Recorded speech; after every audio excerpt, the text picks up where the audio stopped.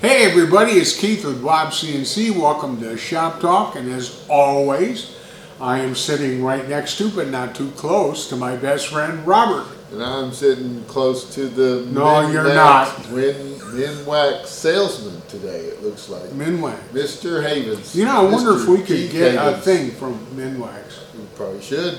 We Might as could well ask. get one for Dr. Pepper But too. they're probably going to say, guys, you hurt our sales. Yeah, could be. Wouldn't that be bad? Yeah.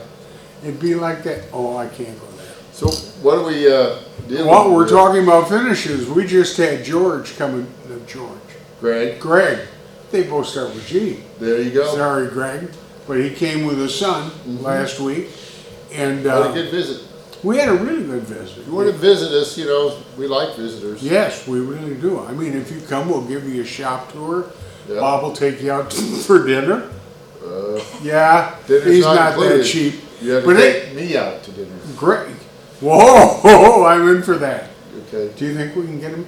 That's our admission. There you Take go. us out to dinner. Yeah. Okay. But anyway, Greg had some really basic questions Okay. about finishing wood. So we're not talking about finishing our CNCs because we recommend a couple coats of polyurethane on the plywood parts before you, but you're not talking about that. Yes, You I are? was, You're going to? but now I can't. Okay. You just took it away. All right. Now I got less to talk about. Yes, I was going to mention that. Yeah. And that was one of the things Greg was most concerned about. And we do recommend it. Yeah. A lot of guys want to know, you know, do you want to brush it on or roll it on or spray it on? Spray.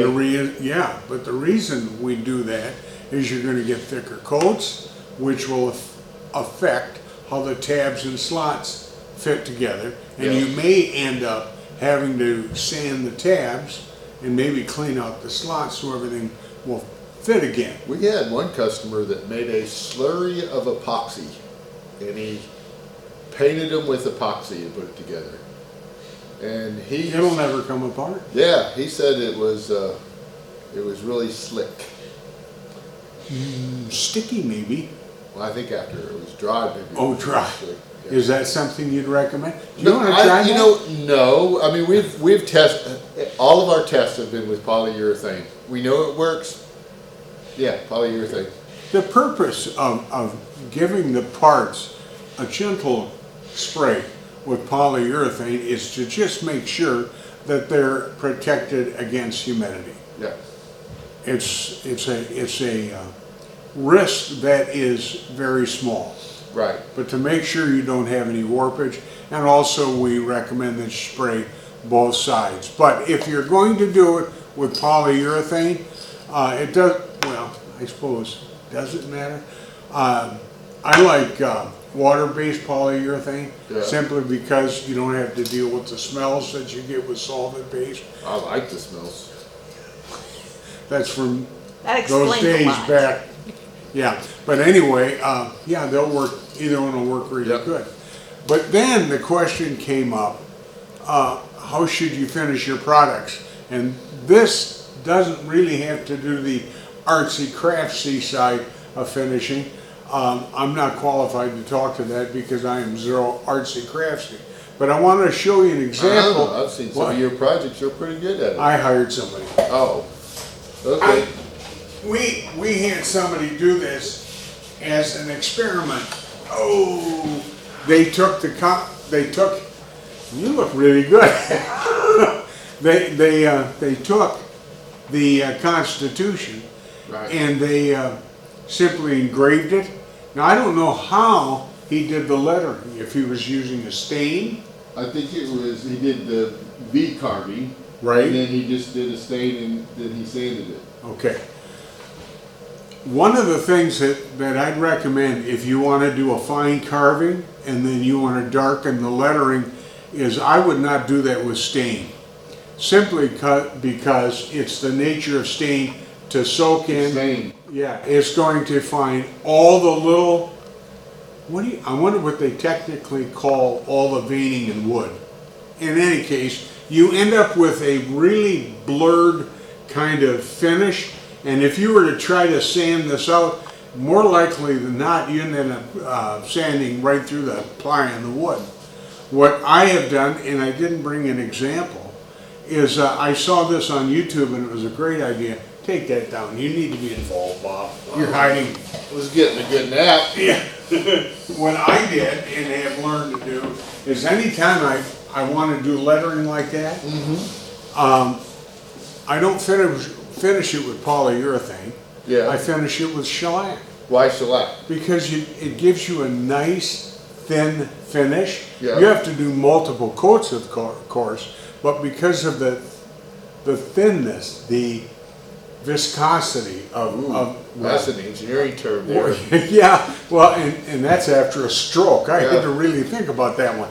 But because of the thinness of the finisher, the viscosity, it really soaks in. Ah, so it seals. Yeah, it seals much better. And then you just do maybe 4 or 5 coats and make sure you get a nice sanding between the coats. So you did a book one time that was a song for Martin Luther King? Yeah.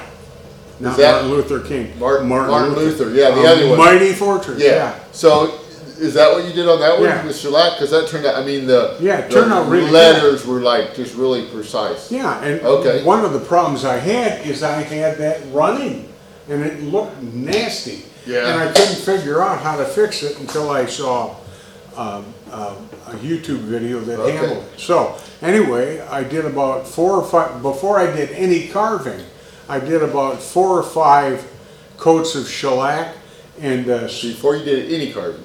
Before I did any carving. Okay. And then after the carving, I used black acrylic paint. And I tried only to paint the letters. Okay. All right? I let it dry, and after I did that, I sanded everything. I didn't have any bleed through into the wood, and that's how I got the lettering. Like I got the lettering. That's how the lettering ended up being really crisp. Okay, it was crisp. Yeah, it looks really nice. We should get a picture of that. Well, I could have brought it in here, but I forgot. I've also had requests for that plaque. People have wanted to buy it. But and it took hours, 30 hours to make that thing. So I can't do it. Yeah. No, if I had, no, I can't do it. That's too much. I don't like that much work. Change your name to like Picasso or something, and then you or Martin Luther. Yeah, okay, that was funny. Yeah. Anyway. But anyway, those were the only 2 things that really I dealt with Greg and his son when we were here. So with the acrylic paint, did you use one of those little paint pens? I have. Or did you use little brushy and just do it in there?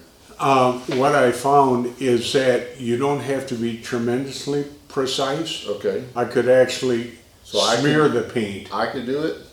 Oh, without a problem. Okay. I could just smear the paint line by line and take a damp, because it's a water-based acrylic, take a damp, not a wet, but a damp cloth. To get the excess. Yeah, to get the excess off. Then let it dry, sand it.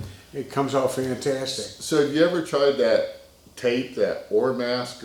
Yes, I have. That works fantastic it too. Does? Yeah. Okay. But you have to understand. It's still going to creep into the wood. No. Well, no. I've done a couple, 3, 4, 5 signs. Yeah. And I didn't get any creep at all. Okay. But you have to understand how the paint is going to be layered. Okay, yeah. You have to think about it. Yeah, and that's really hard. If you're going to do multicolored. Yeah. If you're using a lot of color. Yeah, that would be. It's tough. Yeah. And then also, if you use Oramask, which works really great, but you do small lettering, you're going to spend a lot of time with an X-Acto knife. Oh, pulling that lifting everything up between the letters. But it is absolutely worth it. Yeah. Because it looks great when you're done. Okay.